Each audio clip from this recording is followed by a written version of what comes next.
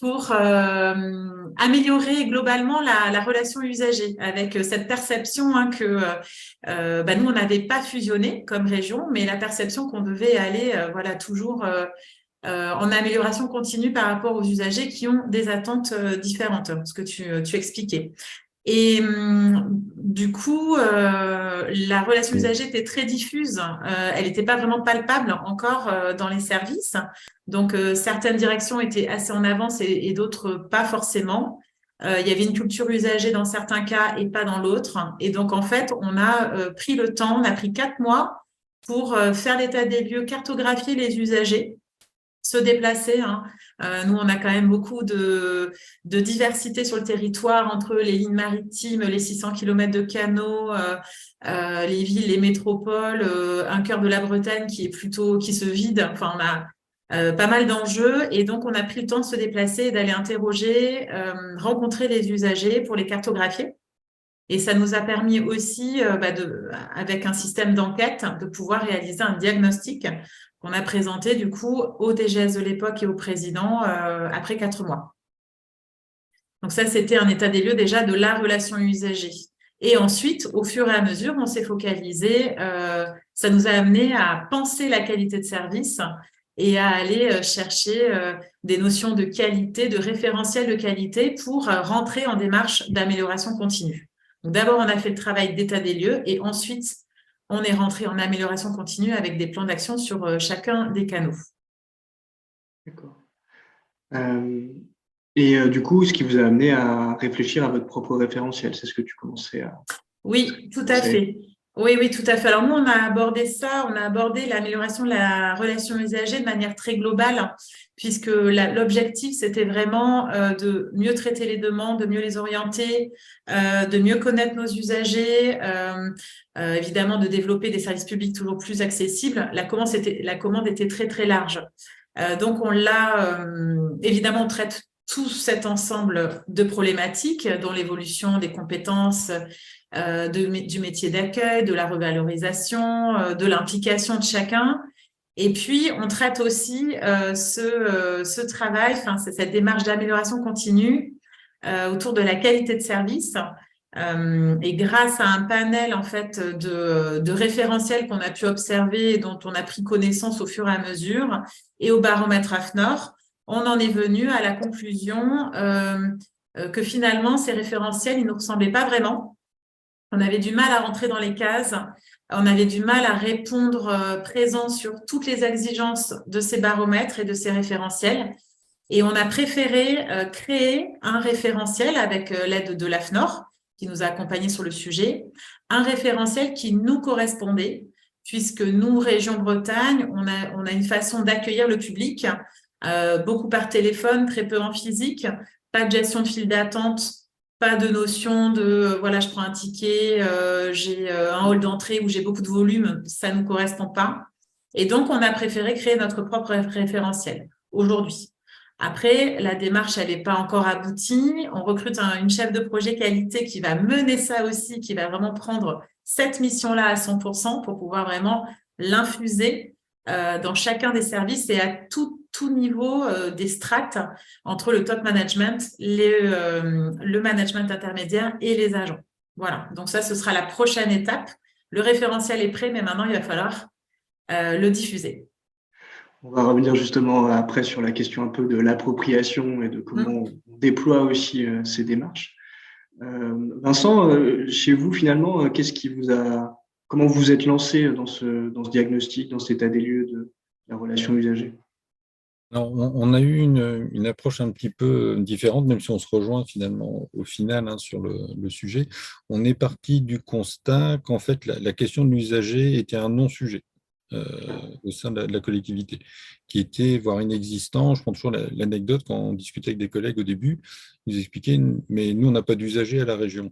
En fait, puisque c'est eux qui viennent vers nous pour nous demander des aides. Donc, globalement, c'est eux qui nous sont redevables et c'est à eux de s'adapter finalement aux services qu'on leur propose. Donc, on a fait ce constat-là qui était quand même assez partagé.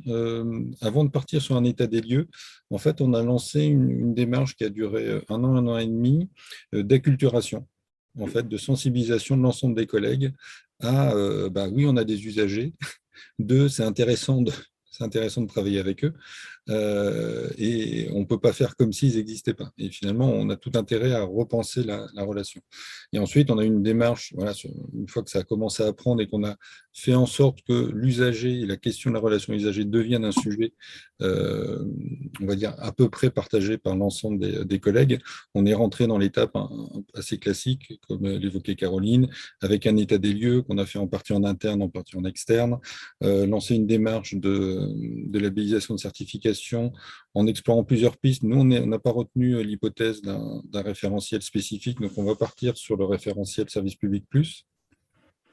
Voilà. Mais après, on se rejoint sur les démarches. On n'a pas forcément abordé des choses initialement dans le même ordre, mais on est sur vraiment le même registre. Et peut-être enfin, Yasna, si tu veux nous partager ton regard du coup sur le démarrage un petit peu des travaux et des enjeux qui vont avec chez toi en Occitanie. Alors nous, on part de loin, on est parti de loin, puisque d'abord il a fallu fusionner deux régions, deux anciennes régions, Midi-Pyrénées et Languedoc-Roussillon, avec des dispositifs, des démarches, des outils différents. Donc c'est quand même un très très très gros chantier. Donc on partait de loin parce que la question de la relation usagée, là, ne se posait pas. La première étape, ça a été l'harmonisation à partir de 2016 de toutes nos démarches pour faire région, déjà avec un nouveau nom, l'Occitanie, et tout ce qui s'en est suivi. Donc, c'était un énorme chantier. Il a fallu harmoniser. On s'est déployé avec des maisons de région sur le territoire parce qu'on s'est retrouvé avec un très grand territoire, l'équivalent de l'Irlande, de l'Autriche, hein, on dit c'est un petit pays. Donc là encore, une démarche, une approche de la qualité dans l'esprit proximité. Déjà, on va vers l'usager, on s'ouvre, voilà, l'accessibilité géographique, du coup, a été quelque chose de très important, en tout cas pour notre présidente, et c'est ce qui a vraiment piloté cette première démarche. Et enfin, la troisième étape, ça a été une étape d'évaluation pour se dire, mais ce qu'on fait, est-ce que finalement, c'est ça que les usagers attendent? Est-ce que ça correspond? Est-ce qu'on sait vraiment une remise en question? Et nous, on a adopté la démarche d'évaluation en compagnie de l'AFNOR avec le baromètre. Bon, ça a été, je dois reconnaître, accueilli assez fraîchement au début par les équipes, parce qu'on n'avait pas de cette culture de l'évaluation, en tout cas dans toutes ces équipes, les réseaux sociaux, le web, la gestion courrier, mail, etc., les accueils physiques, ça ne s'était jamais fait. Donc, ça n'a pas toujours été très bien pris. Donc, il y a eu aussi un travail d'explication derrière. Mais finalement, tout le monde s'est pris au jeu. Et le résultat pour nous est très bénéfique. Parce que là, ça fait 3 ans, hein, il y a eu 3 éditions différentes. À la première, on a pointé vraiment des dysfonctionnements, des choses, des manques, parce que ce n'était pas vraiment notre culture hein, de la relation ou l'accueil de l'usager, comme l'expliquait très bien Vincent tout à l'heure. Donc, il a fallu vraiment regarder dans le détail et corriger très rapidement des choses. Donc, chaque équipe, en fait, a bâti son plan d'action. Un exemple, l'équipe du téléphone a fait un guide des bonnes pratiques téléphoniques pour partager avec l'ensemble des équipes, y compris dans les maisons de région, les stagiaires, les intérimaires. Voilà, ça, c'est pour diffuser cette culture. L'équipe du courrier et des mails a travaillé sur des accusés de réception systématiques. Voilà, chacun a travaillé, mais vraiment là, sur la première année, sur le court terme. Sur des corrections de détails. Par exemple, on n'était pas du tout à jour sur la signalétique pour l'accueil des personnes en situation de handicap. Et au niveau des équipements, il a fallu se mettre à jour sur, vous savez, ces boucles magnétiques, sur les bandes de guidage. Enfin, voilà, il y a des tas de choses qu'il fallait donc très concrètement réaliser. Ça a été la première année. La deuxième année, on a eu de très bons résultats, ce qui a encouragé les équipes encore à aller plus loin.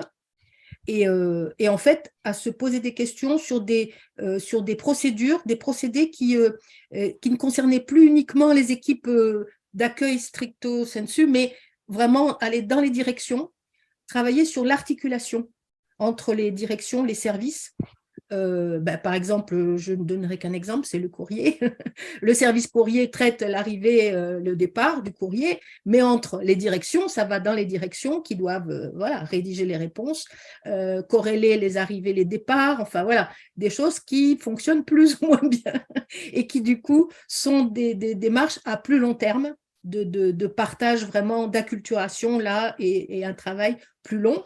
Mais c'est très intéressant parce que ça nous fait remonter un peu dans la démarche. Et du coup, oui, en plus pour les équipes, c'est très motivant au final.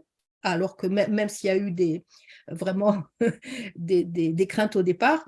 Et valorisation des équipes en plus en interne. Donc, je crois que ça a été plutôt bénéfique. Alors, après ça, eh ben, on va faire quelque chose d'un peu différent parce qu'on va mixer le baromètre et l'accompagnement de l'AFNOR avec une prise en charge des diagnostics par les équipes elles-mêmes. Donc là, on va encore plus loin, voilà, parce que on trouve intéressant qu'ils se mettent à la place de l'usager et qu'ils aient cette approche. Et donc, voilà, mais en accord avec les agents, c'est une démarche nouvelle qui nous correspond. Voilà. D'accord. Ça me fait une bonne transition avec la thématique suivante. Alors, vous l'avez toutes commencé un peu à l'évoquer, et puis Yasna, tu viens d'évoquer un des leviers. Finalement, dans ce qui ressort des échanges, c'est qu'il y a la méthode, il y a l'état des lieux. On peut faire donc un baromètre. Alors, pour peut-être celles et ceux qui ça ne parlerait pas dans la salle, quand on évoque le baromètre AFNOR, c'est un audit, enfin des visites qui sont visites mystères plutôt, qui sont proposées par AFNOR et qui viennent vérifier la qualité de service pour des organismes de services publics. Donc c'est des collectivités territoriales, ça peut être des hôtels de région, ça peut être des départements, ça peut être des villes, sur l'ensemble des canaux de communication. Donc le mail, le téléphone, le courrier, l'accueil physique, etc. Donc il y a cet état des lieux-là qui peut être fait, mais vous avez tous évoqué à un moment donné de dire il y a quand même cette vision de la qualité de service qui est à diffuser, qui est à donner. Et ce que je trouve intéressant dans ce que tu évoquais, Yasna, c'est pas seulement, entre guillemets, pour les équipes qui sont tout de suite en contact direct avec l'usager, le standard téléphonique, l'accueil physique, mais aussi pour les directions métiers, pour les directions opérationnelles. Et un peu comme l'évoquait Vincent, comme l'évoquait Vincent tout à l'heure, ce qui n'est pas forcément évident d'un premier temps, quand je ne suis pas en contact direct avec l'usager, de se dire, bon, j'ai aussi des choses peut-être à travailler derrière. Est-ce que vous auriez des exemples d'actions que vous avez pu mener justement pour diffuser? Alors, Yasna, tu viens d'en citer une, vous allez mettre en place avec ces autodiagnostics réalisés par les équipes. Mais Vincent, par exemple, est-ce que tu as des exemples d'actions que vous avez menées pour travailler sur cette diffusion de culture? Alors, le parti pris qu'on a eu là-dessus, ce que je le disais, c'est au début, comme c'était un non-sujet, on s'est dit il faut intéresser. Et comme on ne pouvait pas intéresser par le fond au début, on s'est dit on va essayer d'intéresser par la forme, en fait, et d'interpeller par la forme. Donc, on a fait le choix d'avoir d'utiliser dans les moyens de communication des choses un petit peu décalées par rapport à ce qui est fait habituellement. Donc, on a utilisé beaucoup le jeu. On a produit plusieurs jeux, notamment des jeux de cartes. On a eu une tentative qui n'a pas abouti, mais de jeux vidéo aussi, qui permettait de sensibiliser les agents. On a utilisé beaucoup les campagnes d'affichage avec des affiches là aussi décalées avec des fausses unes de journaux orientées relations usagers, etc., qui permettaient aux agents, à travers des QR codes, d'aller chercher de l'information un peu plus fine. On a créé un calendrier de l'Avent, enfin tout un tas de choses qui, à un moment donné, interpellaient les agents. Ils disaient, tiens, finalement, la relation usagée, ça peut être sympa. Et derrière ça, on a proposé toute une série de cycles alors, soit des petits ateliers, des formations, des webinaires, sans obligation pour personne. C'est venez qui voulait derrière. Et au début, on avait 10, 15 personnes qui venaient par atelier, pas beaucoup plus. Au dernier webinaire qu'on a fait sur le sujet, on a eu plus de 300 inscrits. Voilà, donc on sent vraiment une montée, on va dire, en intérêt pour ces sujets-là. Il y a de plus en plus d'agents qui se sentent concernés. Donc le choix qu'on a fait autour de cette partie, alors ce qu'on avait appelé Culture U, pour culture usagée, on ne va pas aller chercher forcément très loin, mais c'était d'avoir un visuel aussi qui reste fil rouge, une sorte de marque en fait, Culture U qui est restée et qu'on utilise encore maintenant pour la démarche de labellisation. Grégoire, justement, est-ce qu'on a des visuels, les collègues demandent si on a des visuels à à diffuser? Bah, peut-être j'en ai un là sous la main, mais qui est pas celui de Vincent, mais celui de Caroline. Donc je vais peut-être laisser Caroline, pendant que je le partage, évoquer l'exemple. Je crois que c'était une bande dessinée, Caroline, si je dis pas. Oui, alors en fait, nous, la naissance de la relation, enfin, le fait de commencer à parler de la relation usagée, c'était très lié à la création de la transfo. Donc la direction de la transformation, puisqu'au cœur de la direction, il y a le fait de se préoccuper de l'usager au cœur. Et en plus, ça a été en même temps qu'on a commencé à travailler sur la territorialisation, c'est-à-dire la création de nos sites, ce que beaucoup d'entre vous appellent les maisons de région. Donc, on avait un produit que personne ne connaissait, une équipe que très peu de personnes connaissaient, même si on nous appelait un peu les Transformers et qu'on voyait un peu ce qu'on pouvait apporter à la collectivité. Et du coup, on a aussi finalement travaillé ensemble. En plus, la Transfo a récupéré à ce moment-là la com interne. Donc, on a créé des plans de communication sur un peu cette marque, sans l'appeler marque propre, puisque pour le coup, elle s'intégrait dans la transfo. Donc, on a utilisé la marque transfo pour diffuser par plein de supports différents pour intéresser, pour intéresser, pour valoriser ce qui était déjà fait sur le territoire. Donc, on a créé là cette BD, par exemple, qui valorise comment un usager peut bénéficier de notre qualité de service sur nos canaux de Bretagne. Et à chaque fois, ce format BD, il est intéressant parce que, alors, il est diffusé dans notre journal interne papier, puisqu'on a quand même conservé un papier interne qui est diffusé tous les 3 mois à peu près, et qui nous permet aussi de toucher les agents qui sont dans nos lycées, puisque les agents des lycées n'ont pas accès forcément à du portable. Donc, on voulait un format très, très simple à appréhender, où on avait plein de photos, plein d'images, et chacun prenait la parole, et où les gens pouvaient après se dire « Ah ben tiens, j'ai vu Véronique au canot, si j'ai une question, j'irai l'appeler ». Et on s'est surtout pas dit qu'on devait nous faire la messe quand on est arrivé et dire en fait on est dans les choux côté relations usagers, il faut tout revoir, il faut tout améliorer, il faut tout changer parce qu'en fait on est mauvais. On s'est dit certes on a des axes d'amélioration et les baromètres et les démarches qualité nous permettent de rapidement les voir. Mais il faut aussi qu'on valorise les agents parce que tout est dans la communication, tout est dans l'intégration. Donc, de toute façon, on implique beaucoup nos agents sur la relation usagée. On a un collectif aussi, relation usagée, d'à peu près 40 personnes. Pareil, quand j'ai commencé, on était 5-6 et puis maintenant, on est plus de 40. Et ce sont des personnes qui sont en lien de près ou de loin avec une mission relation usagée. Et puis, on travaille sur des ateliers thématiques avec eux quand on a des problématiques à traiter ensemble. Donc ça, c'est aussi chaque agent qui fait appel au réseau et au collectif pour l'aider à travailler sur une problématique. Voilà. Donc, on a plusieurs cibles de communication. On a les agents et après, on a le management qu'on travaille via des forums du management, des managers. Et c'est une cible qui reste encore sous-exploité pour moi et qu'il faut vraiment qu'on adresse parce qu'un projet ne peut pas se faire sans son manager. Donc ça, c'est un de nos axes d'action, c'est qu'on traite beaucoup les agents parce qu'on les valorise dans leur posture. Mais finalement, parfois, les managers ne sont pas non plus impliqués. Donc là, on a un axe à travailler sur l'implication du manager et le fait que tout manager, quand il arrive, il comprenne ce que c'est la relation usagée via des webinaires, des capsules de formation, tout ça, et qui se mettent dedans, même s'ils considèrent au début que il n'a pas trop de relations usagées finalement, lui. Voilà. On a aussi un réseau assistantes sur le territoire qui est très puissant. Donc, on passe aussi par ça, puisque les assistantes ont aussi de la relation usagée dans leur quotidien. Et enfin, on a une communication ciblée plutôt pour le top management avec des comités relations usagées, 3 comités par an, et puis 2 comités stratégiques avec notre président de région. Et donc, on essaie d'avoir un alignement de communication, même si c'est difficile à atteindre, on ne va pas se le cacher. Merci Caroline. Et Yasna, alors en visuel, je crois que chez vous, vous allez expérimenter une pièce de théâtre, si je ne dis pas de bêtises. Non, ça c'est le département de la Haute-Garonne qui fait cette pièce de théâtre. Voilà, on avait échangé comme exemple.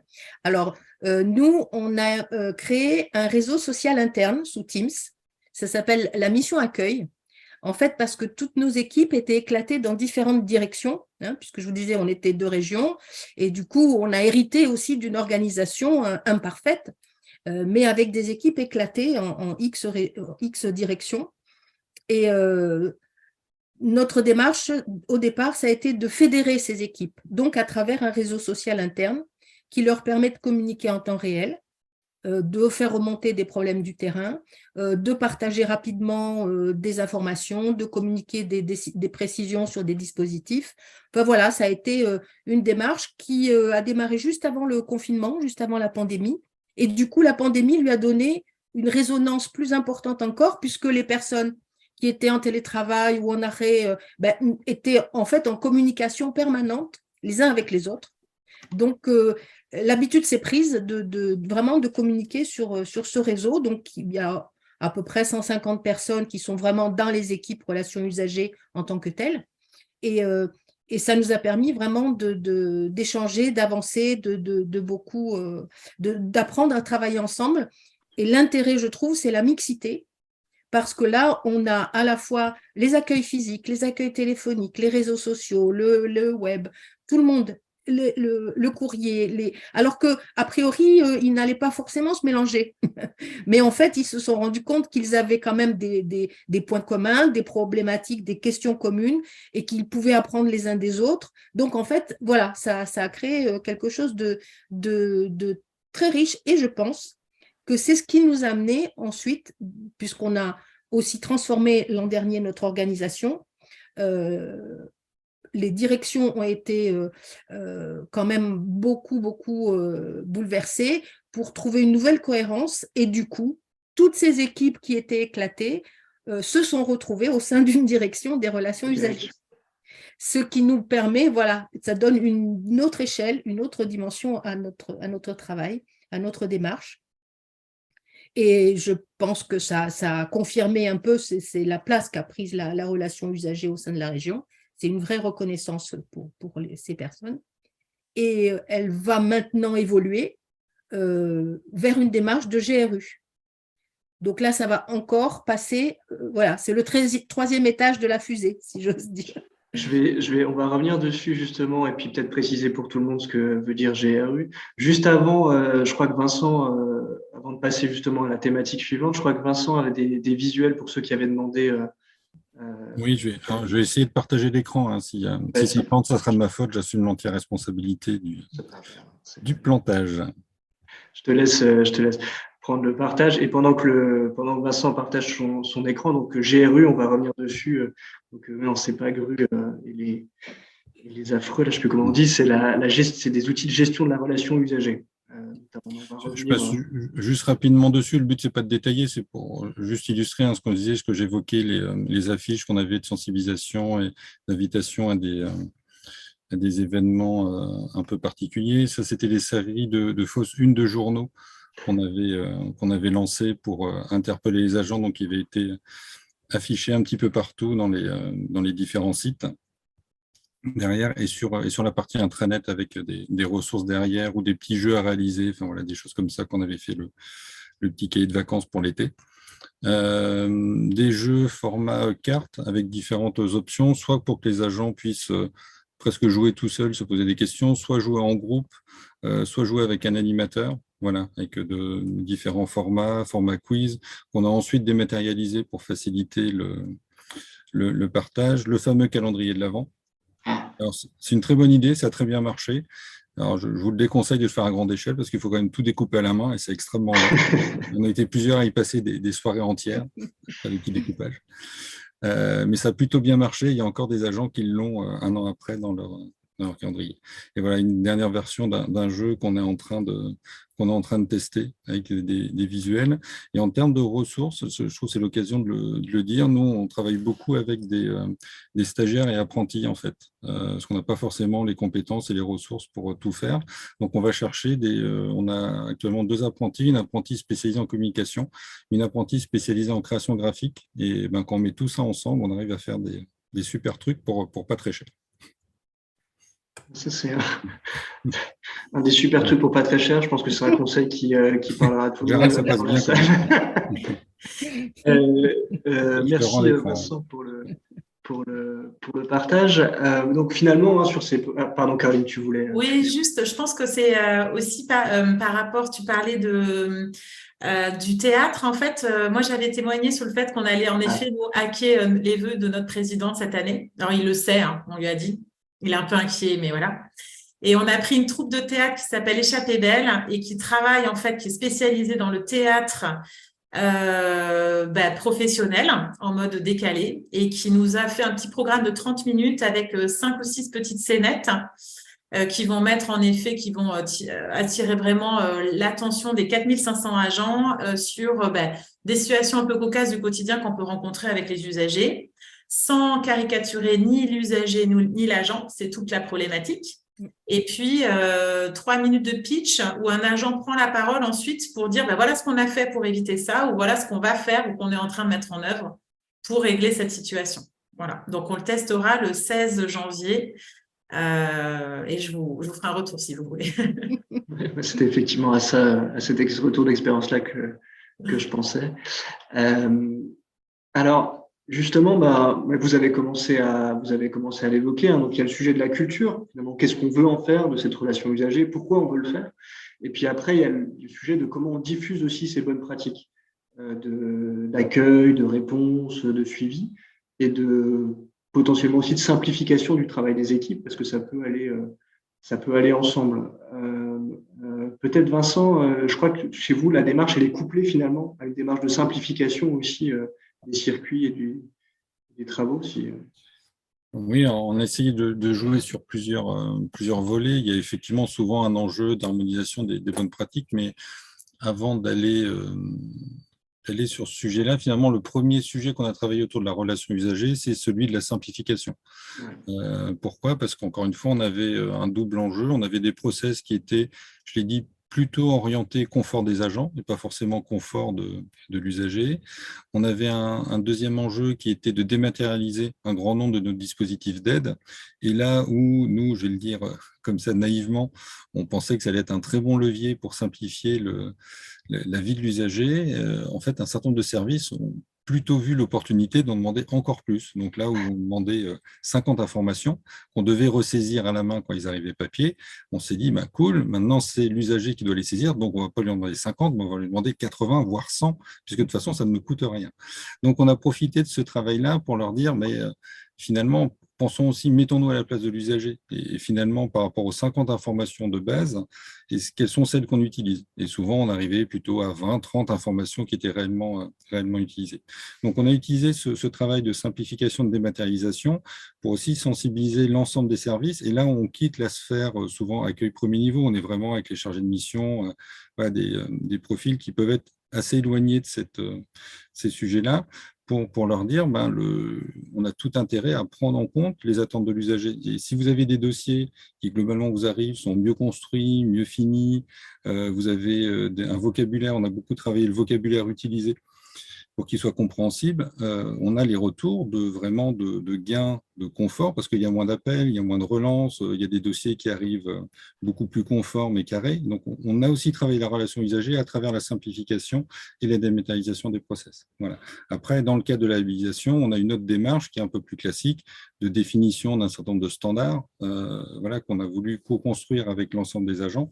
En 2 temps, on les a construits à travers des groupes de travail et maintenant, on est dans une phase de test où on les diffuse assez largement à tout le monde pour que les agents puissent tester et de se dire, sur le papier, c'est bien, mais dans la pratique, ça ne marche pas pour telle et telle raison, ou on pourrait faire différemment. Et donc maintenant, on est dans la phase d'ajustement et on rentrera dans la partie la plus compliquée. C'est une fois qu'on aura défini ces standards, c'est comment on fait en sorte qu'ils soient connus et mis en œuvre par l'ensemble des agents.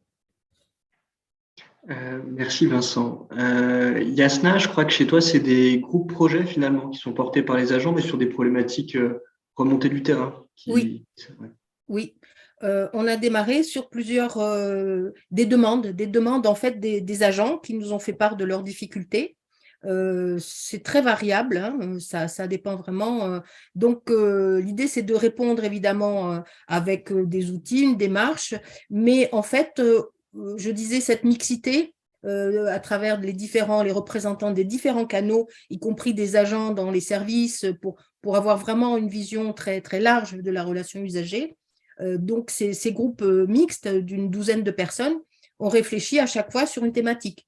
Par exemple, on a eu un problème soulevé sur le cadre juridique de l'accompagnement des démarches dématérialisées, l'accompagnement des publics en situation de fracture numérique, parce que justement, c'est pas simple, hein, on n'a pas l'équipement à la maison et puis on ne sait pas comment faire. Donc, les agents dans les maisons de région, par exemple, intervenaient, mais ils étaient très mal à l'aise, en fait, de collecter des données personnelles, des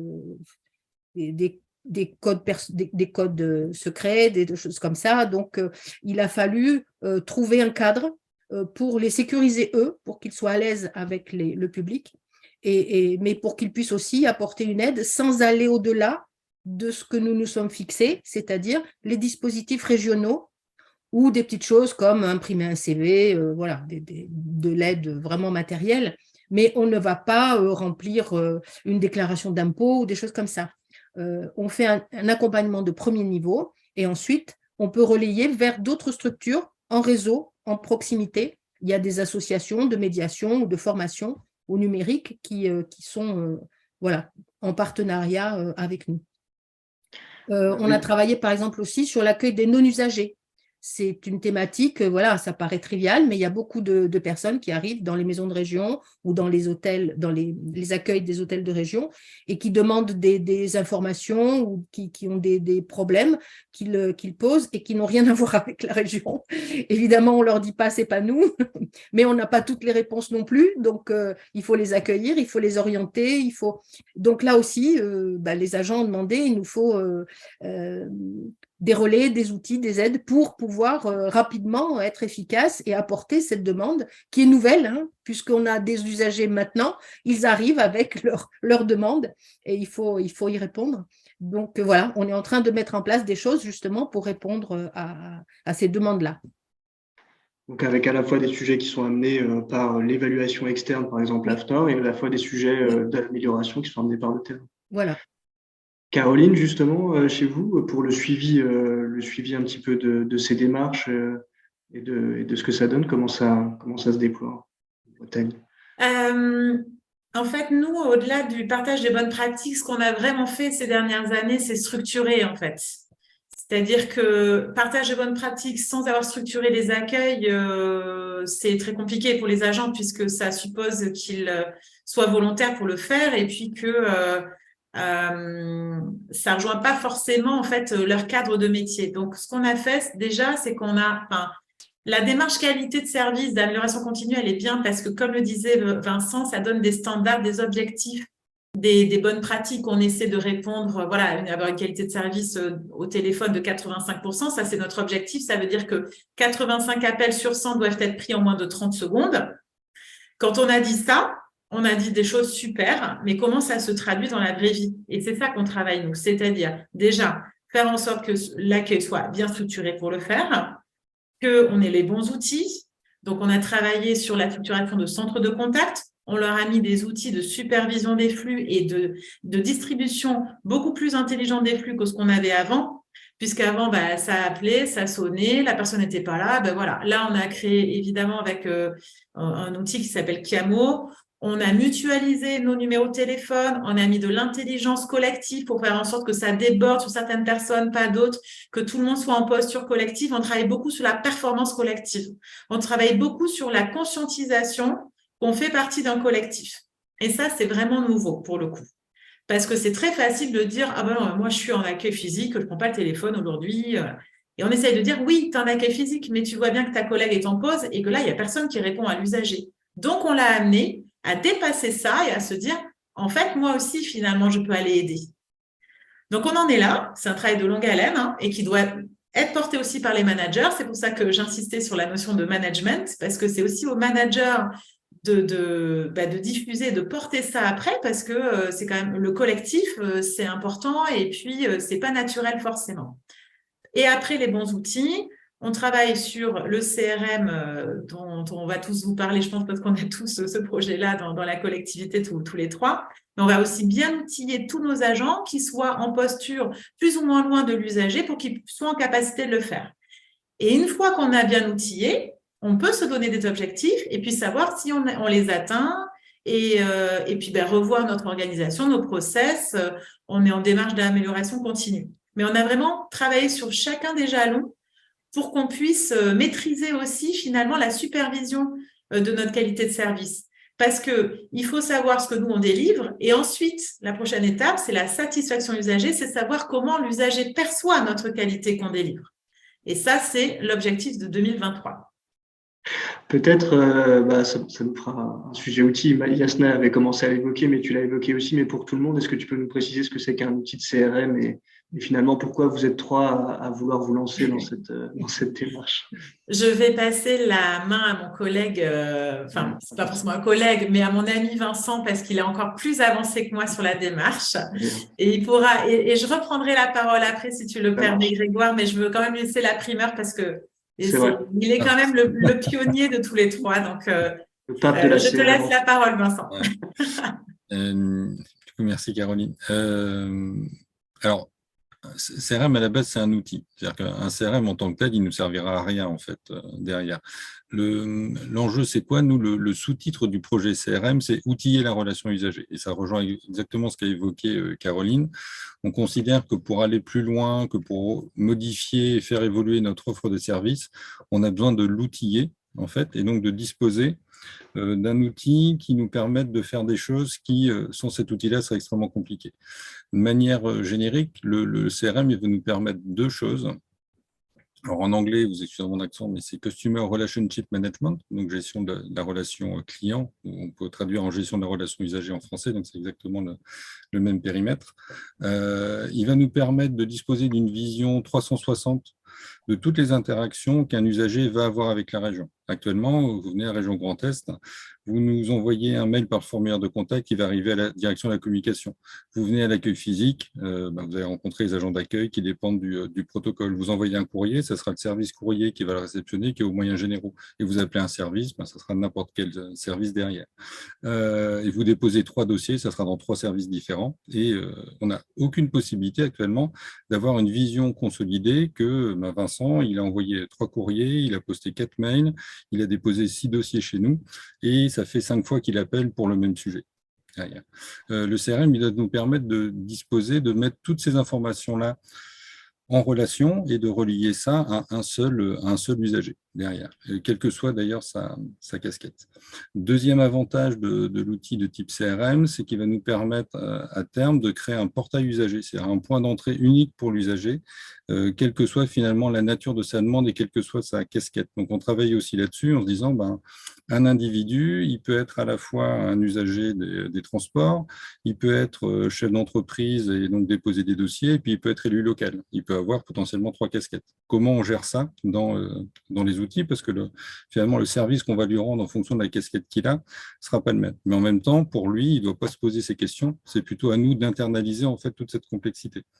Et c'est l'enjeu autour de ces outils-là, c'est-à-dire que l'outil en tant que tel, il n'est pas miraculeux. Par contre, un outil couplé à des pratiques, à une stratégie qu'on est en train de réfléchir et de mettre en place autour du parcours usager, de la gestion d'une approche omnicanal, etc., en fait, c'est rendu possible grâce à ces outils-là. C'est pour ça qu'on a lancé cette démarche d'acquisition d'un outil de CRM. Alors, ça nous a pris du temps. On vient juste d'acheter l'outil. Au bout de presque 18 mois de procédure, c'était relativement long mais très enrichissant. Et pour vous donner un ordre d'idée, on va avoir un déploiement qui va s'étaler sur à peu près 3-4 ans derrière pour le lancer. Donc, c'est des projets très, très longs, extrêmement structurants. Alors, l'outil qu'on a choisi, j'ai le droit de vous le dire depuis une semaine, c'est l'outil qui s'appelle Effici. Voilà, parce que c'était officiellement notifié, donc j'ai le droit de le dire. Je te laisserai peut-être le taper dans la conversation. Ah oui, alors question, mais je veux pas faire de faute de frappe. Caroline et Yasna, je vous laisse rebondir et compléter, parce que je crois que vous êtes en tout cas dans la même logique que Vincent autour de ces sujets-là. Au moins, ça sera rapide. On en est tout au début. Donc, on est en train de faire en fait l'état des lieux auprès des directions. Et ce qui est très, très intéressant parce qu'effectivement, maintenant, on rentre dans les directions avec la question de la relation usager. Donc, ils se posent beaucoup de questions. Ils découvrent qu'ils ont des usagers. Au début, ils disent non, non, pas nous, mais si. Et donc, voilà, il y a tout un travail là qui est fait vraiment au plus près de chaque direction. Et je crois que là, c'est un travail très, très enrichissant pour tout le monde. Et on ne peut pas avancer sans cette base de connaissances communes, de qui on a affaire, comment on interagit, et de vraiment prendre conscience que notre direction n'est pas la seule qui s'occupe des usagers, mais que c'est quelque chose de réellement partagé. Et là, tout le monde est en train d'en prendre conscience.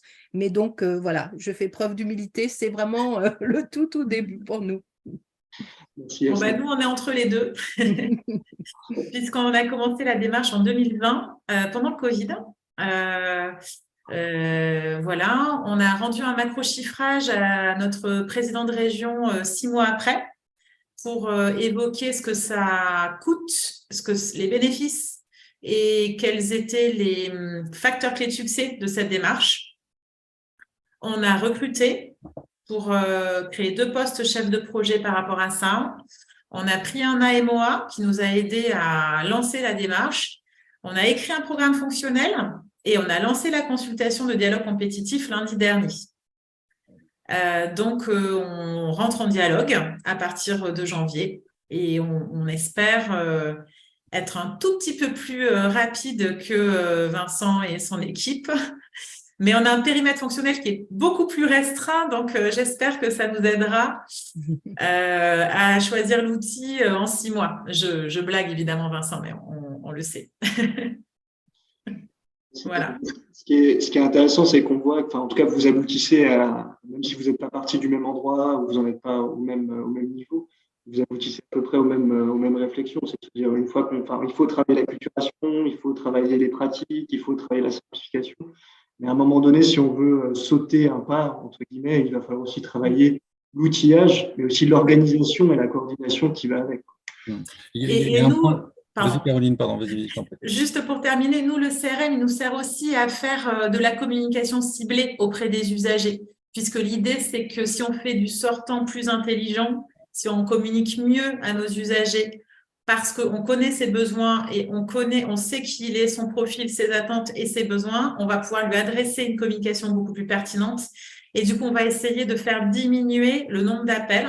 Ça, on le vérifie. On a déjà fait des tests. Rien que sur les bourses sanitaires et sociales, grâce à toute la communication ciblée qu'on a faite l'année dernière, on a réussi à faire baisser les appels de 1/3, de 30%. Voilà, avec de la communication ciblée en disant complétez votre dossier. Pour tous ceux qui sont arrivés avant juillet, on leur a fait parvenir une communication en leur disant voilà ce qu'on attend de vous, tout ça. Alors ça, on le fait parce que pour l'instant, on n'a pas de CRM, donc on le fait par un autre outil qui s'appelle Sendinblue, mais qu'on va remplacer demain avec l'outil CRM qui doit aussi comporter cette brique fonctionnelle. Voilà, je te passe la main, Vincent. Non, je voulais juste, il y a une dimension qu'on n'a pas évoquée, mais qui est un peu sous-jacente finalement à tout ce qu'on a pu prendre comme illustration, c'est quand même la question des compétences. C'est qu'on le voit à travers les échanges qu'on a entre régions, il y a un changement d'échelle autour de cette question de la relation usagée, et ça nécessite aussi d'aller chercher des compétences et des profils un peu experts. Par exemple, sur les profils CRM, on a beaucoup échangé avec Caroline sur ce sujet-là, parce que nous, on a eu beaucoup de mal à trouver quelqu'un qui ait ce profil-là, qui puisse venir en collectivité. Enfin, voilà, on a de plus en plus de profils du privé, pas parce qu'ils sont meilleurs, mais parce que l'expertise et l'expérience, en fait, vient de ces critères-là. Et on a vraiment des enjeux au-delà de la sensibilisation, des pratiques, etc., d'accompagner vraiment une montée en compétences, parce qu'on a des métiers complets qui disparaissent. Donc, clairement, l'activité courrier, elle s'effondre. On a des chiffres de courrier qui baissent de quasiment de mois en mois, ce qui est aussi lié, encore une fois, au déploiement d'un certain nombre d'outils numériques. Et en même temps, on a des besoins émergents sur une capacité à prendre en charge une relation usagée, peut-être de manière plus omnicanale, de gérer à la fois du téléphone, du mail, du courrier. Et ça, c'est des profils et compétences qu'on n'a pas. Donc, il faut anticiper ça, il faut accompagner les agents. On sait que tout le monde ne sera pas capable d'évoluer vers ces métiers-là. Il y a une vraie montée en gamme et en compétences qui est pas neutre sur des fonctions qui étaient notamment accueillies au premier niveau, qui ont été pendant longtemps délaissées, en fait. Ça me fait une bonne transition sur justement la dernière question qui était une clé de réussite ou un point de vigilance. Finalement, c'est ce que tu viens de soulever, Vincent, par rapport à ces démarches-là, en tout cas les choses à ne pas oublier. Avant que je vous donne quelques questions qui ont été posées dans la conversation, je ne sais pas si vous aurez les réponses systématiques. Mais, alors peut-être du coup, Yasna, est-ce que toi, tu as une clé de réussite, un point de vigilance pour ce type de démarche-là et pour justement bien les installer dans les organisations? Bien sûr, la gestion des carrières, des compétences, pour nous aujourd'hui, on se rend compte, voilà, ça c'est l'impasse, c'est-à-dire qu'on a géré ça vraiment n'importe comment, il n'y a pas d'autre mot, parce qu'on a placé des gens en nous disant, ben, on ne sait pas quoi en faire, hein, en gros. Or non, l'accueil, c'est quelque chose de très complexe, de très fin, parce qu'aujourd'hui, on reçoit des personnes en difficulté, il y a de la gestion de conflits, il faut connaître tous les dispositifs. Je crois qu'à la région, on en a 500. Quand même, pour pouvoir répondre même au premier niveau, il faut maîtriser tous ces dispositifs. On a une base de données qui a été créée exprès pour les accueils physiques et téléphoniques, parce que les deux accompagnent, expliquent. Donc, ils sont en train de monter en compétences eux-mêmes. Ils se forment, ils apprennent, mais on ne peut pas les laisser tout seuls. Je crois que là, il y a un accompagnement à faire et une prise en compte de nos directions des ressources humaines. Donc, vraiment, l'enjeu est là, c'est d'arriver à communiquer et de valoriser ces compétences et ces métiers et d'anticiper leur transformation. Parce qu'il y a des attentes qu'ils ne peuvent pas combler aujourd'hui, donc il faut bien aller vers quelque chose de nouveau. Et ça, je sais qu'il y a quand même des réticences encore, hein, c'est un point qu'il faut travailler. Vraiment, il faut communiquer beaucoup, échanger, comprendre ce qui est en train de changer et comment il faut le résoudre. Caroline?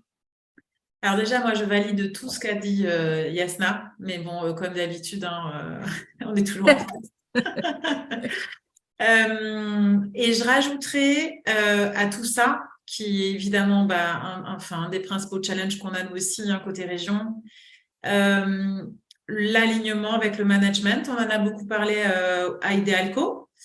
Mais c'est vrai que quand on n'a pas d'alignement entre ce qui nous vient du haut et les commandes qu'on a en haut, et ce qu'on est capable de faire avec les équipes, avec les managers, avec les équipes, il y a une démotivation.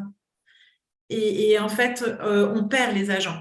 Donc, il faut, et c'est vraiment important que les directeurs et directrices générales des services aussi incarnent cette démarche parce que elle est tellement importante, elle touche tellement d'agents, elle est tellement diffuse et complexe que s'il n'y a pas de volonté de la faire ressortir, de lui donner une couleur, de l'incarner, de la faire évoluer en interne, parce que justement, on peut aller prendre toute l'expertise externe. En interne, c'est quand même super important aussi d'avoir son propre récit, de savoir en parler, d'être un peu en compteur, hein, de savoir parler de la relation usagée à notre place, avec les agents, pour les agents.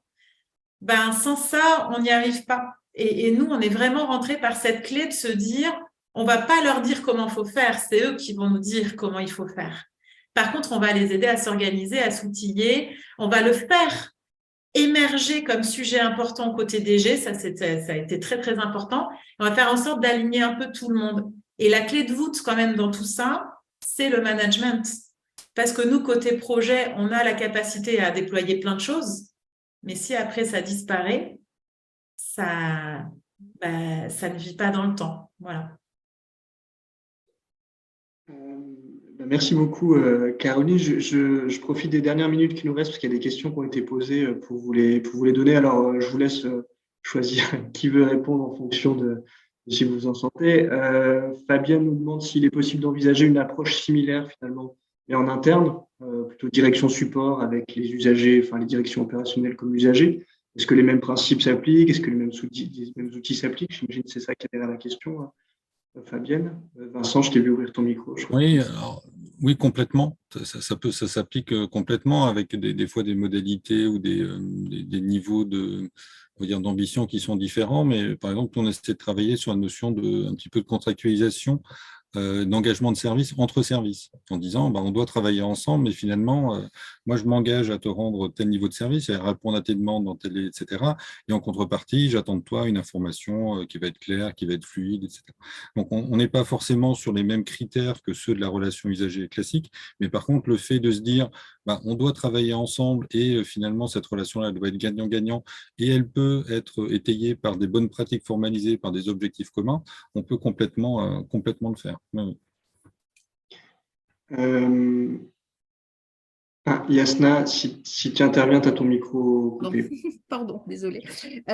Oui, à force de travailler là avec les directions, on se rend compte aussi on a des gaps, des différences culturelles très, très grandes entre directions en interne. Et que là, entre notre direction des transports, par exemple, ou de la formation, qui était depuis très longtemps en contact avec les usagers, donc ils ont des pratiques, ils ont des méthodes, ils ont vraiment une réactivité très, très grande, on n'a pas grand-chose à leur apprendre. Donc, on s'organise, on échange, mais il y a déjà des acquis très importants. Ça n'est pas le cas de toutes les directions parce qu'elles n'avaient pas ce contexte et ces relations aussi développées avec les usagers, en tout cas en proximité. Donc là, vraiment, il y a des disparités très grandes et du coup, c'est vrai que c'est très intéressant de travailler, de mixer les directions pour évoluer ensemble. Merci, Yasna. Une question alors, je ne sais pas si vous aurez forcément la réponse. Myriam nous demandait, mais tout à l'heure, comment vous gérez le principe de silence de l'administration ou acceptation dans la gestion du courrier. Alors, je ne sais pas si d'ailleurs ça s'applique à toutes les activités région. Je sais que ça s'applique pour certains services publics, mais pas forcément pour tous. Je ne vous aurai peut-être pas la réponse pour Myriam. J'aurais tendance à dire pas forcément bien. Non, j'ai pas de réponse précise, mais c'est un point qu'on peut regarder si on a des éléments, les fera passer, Grégoire, pour les repartager après. Merci. Nous, on a une règle d'or, on répond toujours. Voilà, c'est notre feuille de route. Dans notre feuille de route, il est écrit qu'on doit toujours répondre. Comme ça, même si c'est non, même si voilà, on argumente, mais on répond.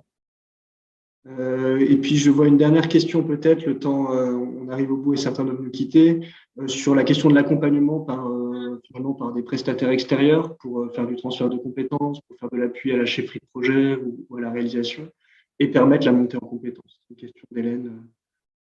Est-ce que vous avez été accompagné? Est-ce que vous l'êtes? Est-ce que c'est quelque chose que vous envisagez? Je vous vois hocher la tête, donc a priori. Vas-y, Caroline, si tu veux. Tu prends Vincent ou je Ouais. prends? On a la même vision, donc vas-y. Nous, oui, et très régulièrement et sans aucun complexe, en fait, là-dessus, on va chercher souvent deux choses. On va chercher soit une capacité de travail qu'on n'a pas, c'est-à-dire une nécessité à un moment donné de mobiliser beaucoup de monde autour d'un sujet sur une étape un peu sprint ou autre, ou très clairement de la compétence. On revient sur ce sujet-là. Il y a des sujets qui sont des sujets d'experts qu'on ne maîtrise pas, qui seraient très compliqué à obtenir en interne, puis des fois on a besoin d'une expertise momentanée. Donc oui, on le fait très régulièrement, que ce soit sur les sujets labellisation, sur le sujet du CRM et sur beaucoup d'autres sujets. Donc côté région Grand Est, c'est vraiment quelque chose d'habituel et d'assez régulier, dont on est plutôt satisfait. Alors moi, je compléterai. Nous, on a fait le choix d'internaliser aussi ces compétences, c'est-à-dire de faire des duos. Compétences externes et personnes en interne, c'est-à-dire d'avoir quand même un peu un pendant. Alors là, pour le coup, les deux chefs de projet qu'on a recrutés, ce sont des contrats projets, mais donc ils peuvent rester jusqu'à 6 ans tout le long du projet, jusqu'à ce que le projet se termine. Et quand même à la région, on essaye d'internaliser aussi ce type de compétences, au moins une personne qui puisse dialoguer et aller chercher la bonne expertise, parce que c'est pas évident non plus de driver les prestataires, pas évident de le réinternaliser, réciter, réintégrer dans sa propre organisation avec ses problématiques et pour raconter une histoire qui parle à la collectivité. Donc moi, je suis convaincue que c'est un binôme qui fonctionne bien, mais voilà, où les deux doivent avoir vraiment leur valeur ajoutée. Alors, je rejoins complètement ce que tu dis. Effectivement, c'est souvent en binôme et il y a une nécessité de capitaliser. Et j'en profite, j'ai honte, mais je le fais quand même, pour vous dire qu'on recrute actuellement un chef de projet relations usagers. Donc, je fais mon petit teasing. Donc, si vous êtes intéressé, n'hésitez pas à me contacter. Écoute, ça fera un beau message. Je vois qu'il y en a certains qui commencent à nous quitter, donc on va peut-être conclure. J'ai vu des questions sur le partage de documents, etc. Je les repartagerai à Vincent, Yasna et Caroline, et puis je mettrai à disposition ce qui est mettable à disposition, si c'est ce que je viens de dire. Et puis, écoutez, en tout cas, merci d'avoir participé, merci d'avoir échangé. C'est vraiment très enrichissant. On voit qu'on a à la fois des enjeux partagés et puis des approches qui, si elles ne sont pas tout à fait les mêmes, sont quand même assez complémentaires et puis se rejoignent sur le fond et parfois même sur la forme. Et donc, merci beaucoup. Pour celles et ceux qui sont intéressés, donc, l'enregistrement il sera remis à disposition si vous voulez le diffuser autour de vous, des illustrations également. Et puis, pour toute question que vous souhaitez, n'hésitez pas. Et puis, merci encore de votre participation. Et à bientôt. Merci à vous. Merci à tout le monde. Bonne fin de journée. Bonne fin de journée. Merci.